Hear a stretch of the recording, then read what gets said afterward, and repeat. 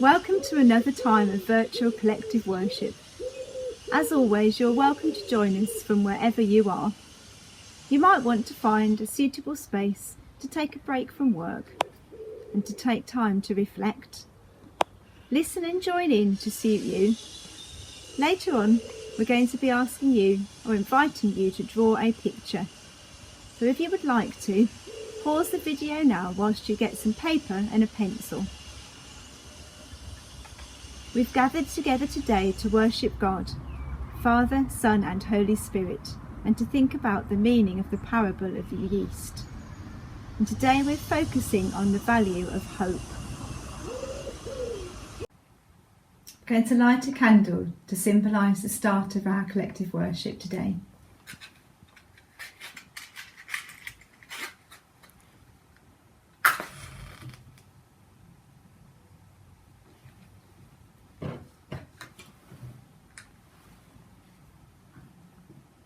This is the day that the Lord has made. Let us rejoice and be glad in it. Today we're thinking about yeast. This is something that's been on my mind a lot over the last few weeks because it's out of stock in so many shops and I use it every week. I've bought some yeast to show you that I've had for quite some while. So you can see what it's like. I have to bring it so close to the camera because it is so small. Look how many grains there are on that spoon. There must be hundreds and thousands. Each grain is tiny. It may be so small, but it makes a huge difference. I wonder if you've got any ideas what yeast is used for. If you have, whisper them to the person next to you or to the screen.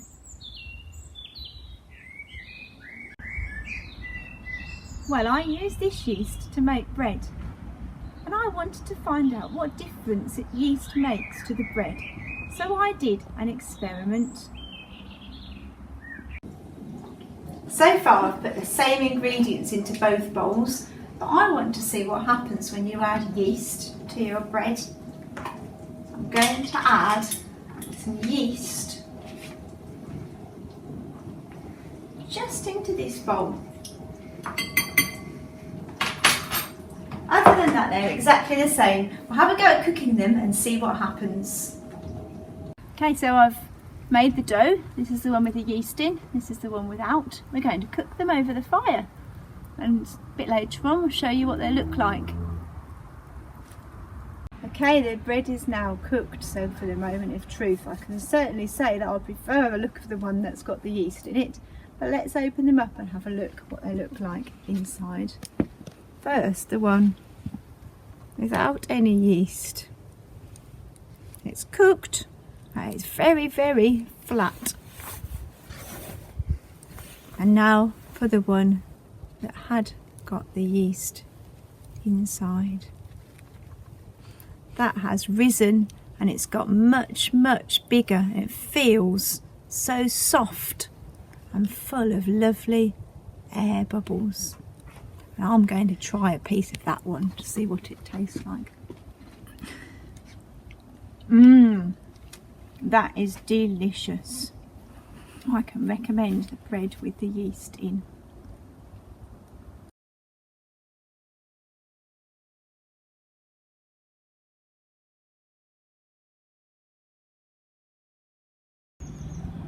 The Bible story today is taken from the Gospel of Matthew, chapter 13, verse 33.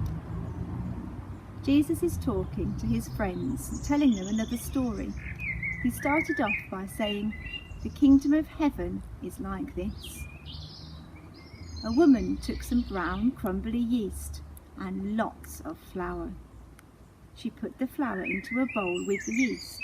She mixed in some water and stirred it into a ball of dough. She couldn't see the yeast now, but she knew it was there. She took the dough and began to knead it, pulling, punching, stretching and folding until her arms ached. 'Now,' said the woman, 'my work is done for a while.' She placed the dough in the bowl in a warm place. While she rested, something amazing was happening. Inside the dough, the yeast was filling it with bubbles of air. The dough was getting bigger and bigger. When the woman came back, the dough was rising above the bowl. She smiled happily. The yeast had made the dough ready to be baked into bread.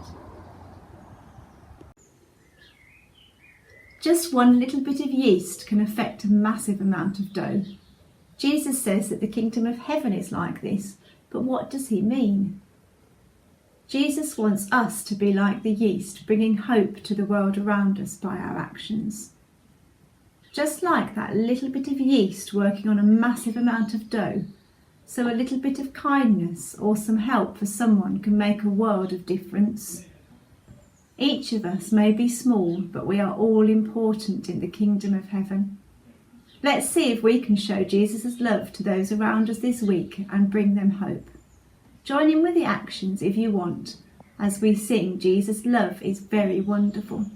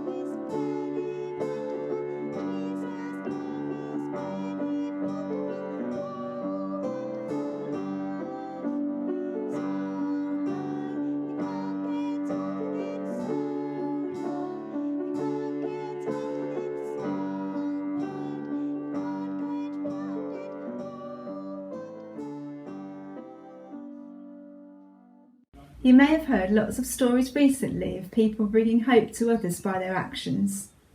If you can think of some, whisper them to the screen or to the people around you. Many people from the Deanery School have already been doing lots of things to bring hope to others. I wonder if this week we can follow Jesus' teaching and do some more things to bring hope to others. Showing acts of kindness that affect those around us, like the yeast affected that massive amount of flour. If you do something kind, it would be great if you could take a photo and send it into school so that we can see it in our next act of collective worship. This week I was fortunate enough to read an acrostic poem written by people at the Deanery School. The poem is called Lockdown Living, and the last two lines really fit well with our take-home prayer activity today, so I'll read them to you now. Never forget those who are suffering.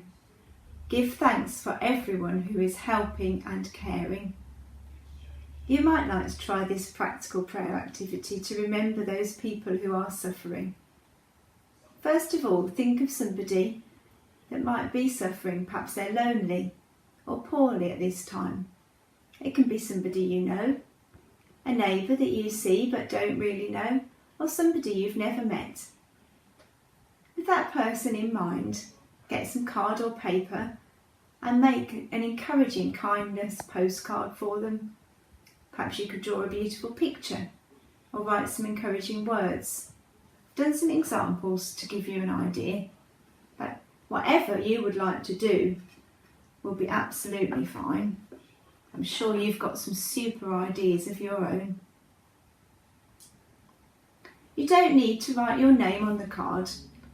Like the yeast working where it can't be seen, we can be kind and helpful without announcing who it is that's doing the act of kindness. As you make the card, pray for the person who you're going to give it to, then deliver it by putting it through their letterbox. Have a go at doing this, and if you'd like to send us some photos of your cards, that would be fantastic. We'll finish today's act of collective worship with a prayer. If you'd like to make the prayer your own, please join in with the Amen at the end. an arm of aid to the weak, a friendly hand to the friendless, kind words so short to speak, but whose echo is endless. The world is wide. These things are small. They may seem like nothing, but they are all. Dear God, help us to bring hope to others this week by showing kindness in all we do. Amen. And a final blessing for all of us here today. May you find peace. May you find hope. May you find joy this day. May you find love. May you find rest here in this space together. Go in peace to love and serve the Lord. In the name of Christ. Amen.